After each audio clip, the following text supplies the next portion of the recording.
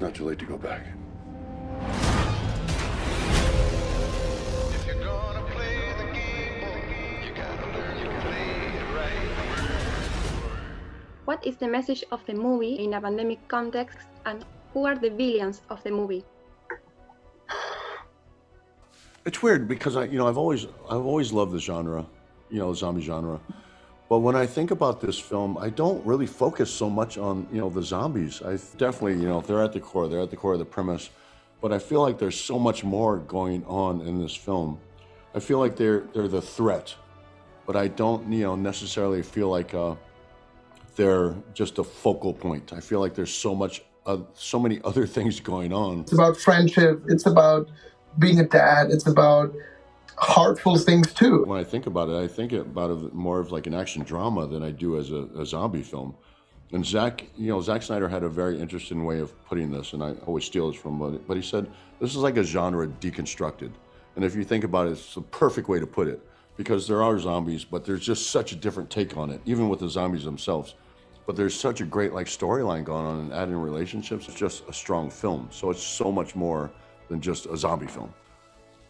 The villain, the villain of that movie is my character, Dieter. No, I'm sorry. I'm sorry. No, that's not true. Because the villain of this movie is like Omari Hardwick's character, my character, this odd couple, because we break hearts. And that's the truth. Well, Miguel, you see his sense of humor now, but in a very inverted way. Perhaps Matthias is correct. I mean, all these guys are villains at some point. This army of the dead, but the villain is. If you talk to our castmate Rich, Rich would be thought of as the villain in this film. He plays one of the zombies, and the world will meet his zombie very soon. So he's thought of as the villain, but I'd have to agree with Matthias. I think you have to sit back and really watch this movie. And perhaps part of the message to the question that you led with, one of the messages is that question of who is the villain. I mean, that's probably the message. But maybe the deeper meaning is, you have to protect the ones you love. We don't really know who the villain is in this movie. We have to figure that out. And maybe that's why it's such a cool movie. What the?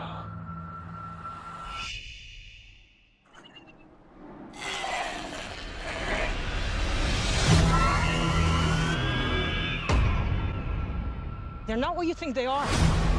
They're smarter. They're faster. They're organized. You were a professional fighter in real life, and now you fight against zombies in the movie. Mm-hmm. What do Scott and Dave have in common? Everything. I think at the end of the day, he's really kind of a simple guy. I think he was kind of forced to be someone he never set out to be, but I think because he had the ability to be that guy, that he was that guy. And I think he, inadvertently turned his back on his family, the people who relied on him, needed him, because he was focused more on, the bigger issue at hand. But I think that's happened with me as well. I think because I've been so driven in my career that I've kind of sometimes at points of my life lost sight of what was really important. Like I've worked really hard to provide for my family, but in doing that, I've also neglected them in certain ways, spending time with them. It's just, I've sacrificed spending time with them, being with them, physically to go out there. So I think there's a lot of that where it's, you never really recognize that, when it's happening. It's always in retrospect when you do, and you start to really understand and see your mistakes in life. So I think there's a lot of that. And I also think, Scott is he's a dry person. He's, obviously he has a sense of humor, but it comes across very dry. And but I think there's a lot of similarities in personality and character wise. But I think that's probably why Zack wanted me to play Scott so bad. He saw the similarities and recognized it and had faith that I could carry out these. Yeah, I think there's a lot of Scott in me, a lot of me invested in Scott.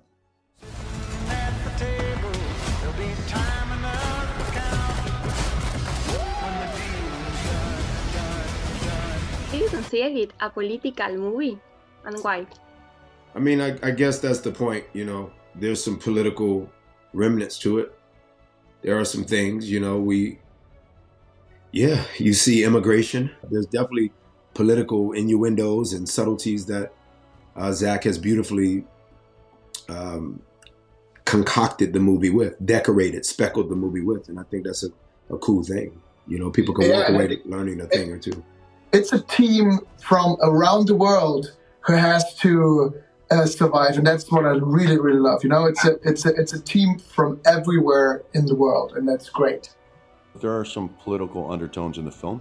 I think there's a very strong message of diversity and unity. People from all different walks of life have unified to accomplish a mission of survival.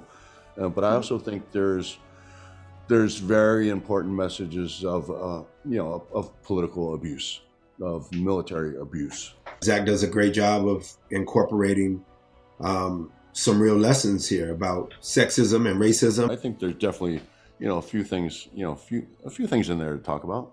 But I would never say this is a political film, but I think it has some political undertones. Hey, sit down, try to relax, and you will see a lot of horror elements, a lot of action, a lot of fun, and enjoy your ride. Enjoy in this crazy time of we're living in right now, 2.5 hours of a totally different universe, and enjoy. Yes, on May the 21st, watch Army of the Dead.